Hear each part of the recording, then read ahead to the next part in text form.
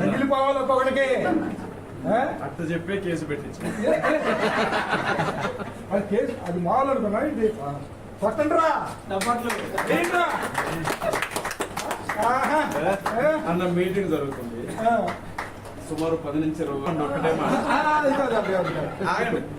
24 గంటలు టీవీపై మూర్తి ఓచుకోకపోతారంట. అదృష్టం ఏంటో తెలుసా, అన్న మీద ఒక కేసు, నా మీద ఒక కేసు రాజమండ్రిలో.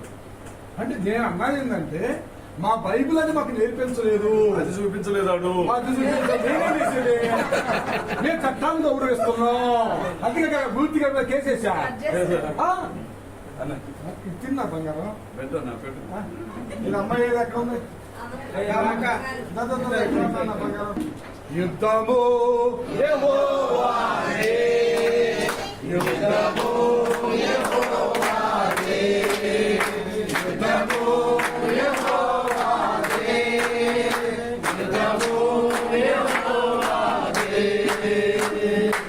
రాజులు మనకెవరు లేరు, శూరులు మనకెవరు లేరు, రాజులు మనకెవరు లేరు, శూరులు మనకెవరు లేరు, సైన్యములకు అధిపతి అయిన యెహోవా మన అన్న.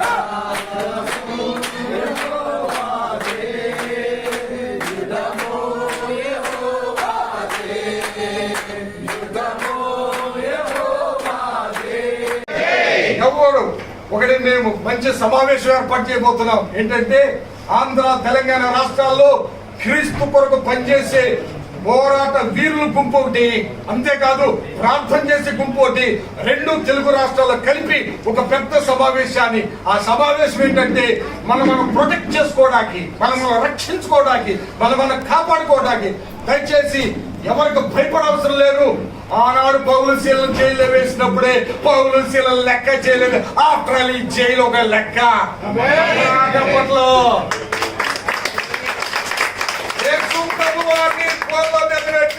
అబద్ధ సాక్ష్యాలు చెప్పించారు, అది గొప్ప ఇది అనుకున్నారా? దేనికి భయపడలేదులే, దేనికి భయపడిన అవసరం లే. క్రిస్టియానిటీలకు ఎప్పుడు వచ్చావు, క్రీస్తు కొరకు హతసాక్షులుగా మార్చబడ్డా కూడా మేము సిద్ధం, మేము సిద్ధం. కనుక ఎవరు భయపడవసరం లేదు.